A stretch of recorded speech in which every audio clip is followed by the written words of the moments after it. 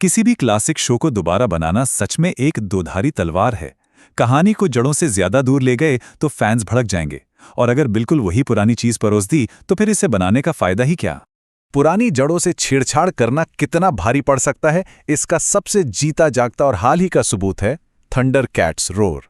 यह शो बुरी तरह से पिट गया था।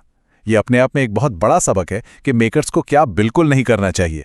खैर, इसे साइड में रखते हैं और उन 9 शानदार शोज की बात करते हैं जिन्होंने बिल्कुल सही बैलेंस बनाया।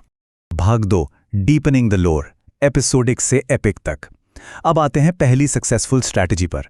हिट होने वाले शोज ने अपनी कहानी कहने का पूरा तरीका ही पलट कर रख दिया था।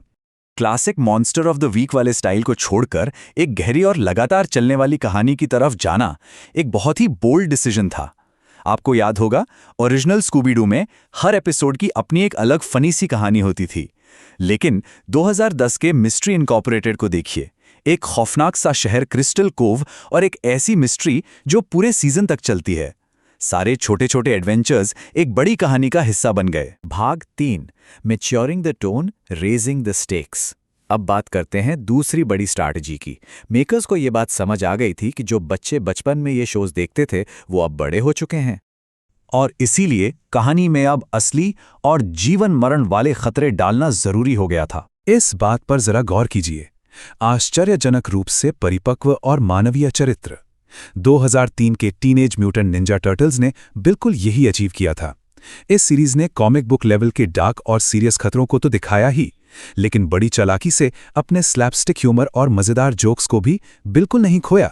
बिल्कुल इसी तरह 2011 के थंडरकैट्स का इमोशनल प्रभाव तो देखिए।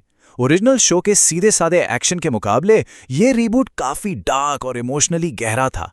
इसमें ओरिजिनल सीरीज के वॉइस एक्टर लैरी केनी का एक बहुत ही शानदार कैमियो भी था, जो पुरानी यादों को ताज़ा कर देता है। आसान शब्दों में कहें तो फ्यूचर के एनिमेटर्स के लिए एक perfect step by step formula निकल कर आता है। स्टेप 1, ओरिजिनल शो के चार्म और उसकी कोर थीम को हमेशा बचा कर रखें।